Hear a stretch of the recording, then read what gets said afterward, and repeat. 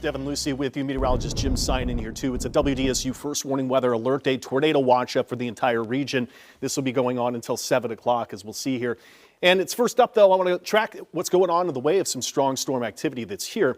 Worst of the storm still well west of us. We are getting at least some shower activity first. This is non-severe, so let me stop it for you. Just go to the here and now. You can see we've got some showers into Tangipahoa Parish, Franklinton, non-severe. These are just run-of-the-mill showers, even over the border into Osika. We've got at least some stronger, heavier downpours, Thibodaux, Tahoma area, and to the Bayou parishes, but really it's the strong storms that we look that are just pretty far west. There's one storm in West Feliciana Parish that's been tracked to be moving at nearly 97 miles per hour. Friends and neighbors, and courtesy there of the National Weather Service. So what I'm going to do is take a general track of this line of storms moving at about 40 miles per hour. You can see some locations here. This still puts it in towards New Orleans several hours from now. So we are still waiting for what's yet to come for those strong to possibly severe storms. Let's see what we've got in the way of that storm track for us, and we'll compare that to the forecast data.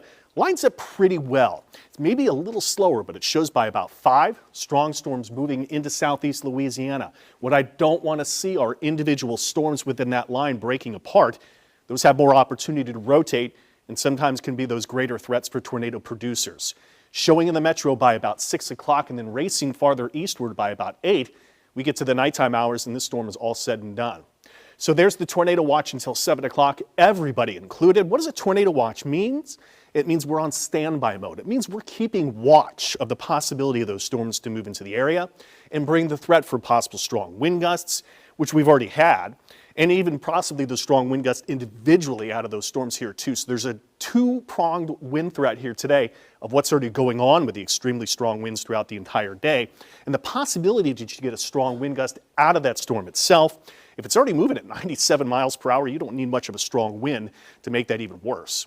70-degree temperatures, dew points are up. That's added some energy to the atmosphere, but look at these winds, 20 to 30 miles per hour. And we've had high wind gusts going to over 50 miles per hour in some locations, so a high wind warning is in effect for us here too. Stay with us. We'll have updates before we get to WDSU News at 4, 5, 6, and 10 here tonight. We'll be tracking and monitoring how these storms will work through the afternoon and keeping you safe.